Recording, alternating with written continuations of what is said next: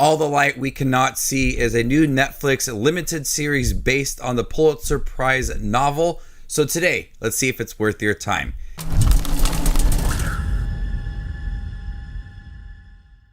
Hey everybody, my name's Justin here. I try to watch everything that hits theaters and on streaming services like Netflix. If you guys are like me, go ahead and hit that subscribe button down below and click that bell notification for more up and coming content.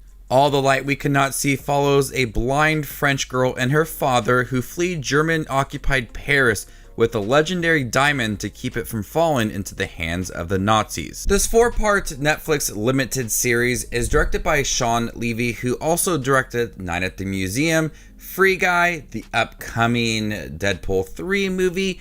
He has a hand in a lot of comedy movies, and at times those comedy films do feel very inspiring and heartwarming. When you look at Night at the Museum, also The Adam Project, there's a lot of those movies that kind of have a similar theme to it. And so I was very curious to see how he would handle this very dramatic Netflix limited series that's based on a Pulitzer Prize novel. And I do think for the most part, it's a decent series. The limited series, only 4 episodes. They're about an hour long. But there is a lot of dramatic scenes within here that I feel Shawn Levy tries to make it be more heartwarming and try to have some inspiring moments along the way. I think that this series really could have been more dramatic and more emotional. I have not read the novel, so I don't know the tone of that overall novel.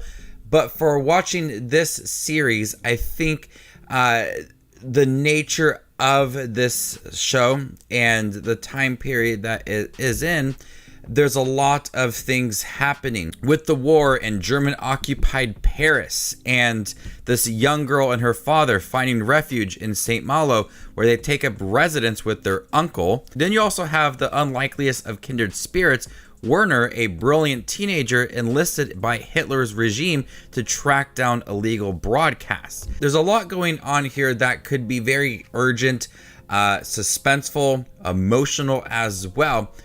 And there's a lot of time dedicated to the past of this young girl who starts to have these illegal broadcasts. She's trying to send these messages out as part of a resistance. And then but the current timeline that she is in, we start to kind of dive deep back into when she entered this German-occupied France. There's a lot of time dedicated to building the connection between the father, played by Mark Ruffalo, and his blind daughter. They're trying to have those inspirational moments to make the time period where she's sending out these broadcasts to build this resistance to be more dramatic. And at times it does work, but they spend so much time in the past and not enough time in the current period of the series with the Nazis after this diamond and hunting down these illegal broadcasts. There's not enough time dedicated to that storyline to where it doesn't really feel that urgent compared to kind of that setup for it, with a lot of time dedicated to the past of this young girl and Werner as well, who's very smart at creating radios and is able to locate these illegal broadcasts. There's just so much time dedicated to that to where you don't feel there's enough payoff at the end.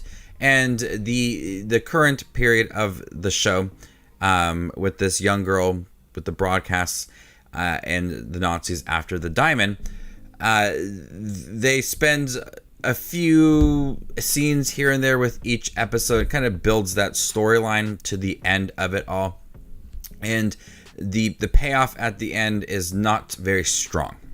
I think that with it being a very limited series, it kind of rushed through the wrong parts and spent a lot of time on, not I would say it's unnecessary, but something that really didn't add to the overall story.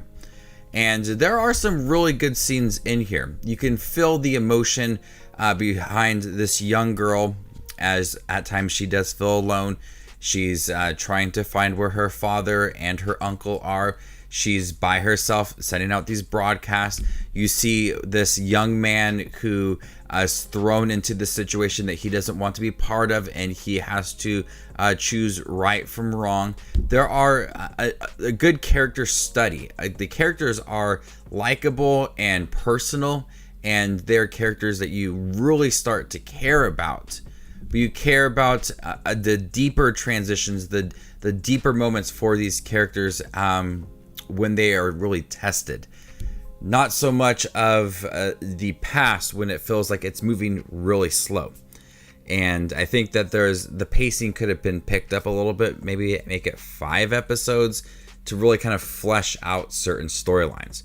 It's directed beautifully. There's a lot of big set pieces, bombings. It feels very grand and heartbreaking as well. The performances are really good. Mark Ruffalo, his accent's a little awkward at times, but I think he gave a really fine performance.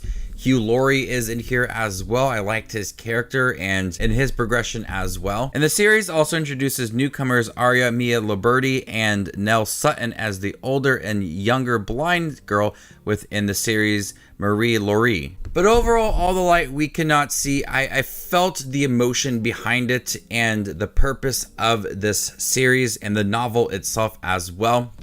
And the resistance and people choosing right from wrong and able to stand up for what you believe in. I thought that was a highlight of the series. It's just the overall pacing and focus on this series does not make certain scenes feel emotional as they could be. They could be really strong, very personal, deep moments within the series. It comes off as underwhelming and not earned and not as epic as it could be.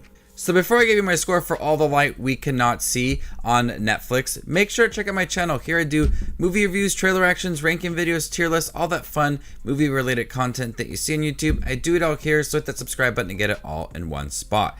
I'm going to go ahead and give All the Light We Cannot See a B-. Thank you guys for checking out my review for All the Light We Cannot See, the new Netflix limited series. Have you guys seen it by chance? What did you think about it? Let me know in the comment section down below, and stay tuned for more up and coming content like this. My name is Just Watches Movies, and you guys stay classy, YouTube.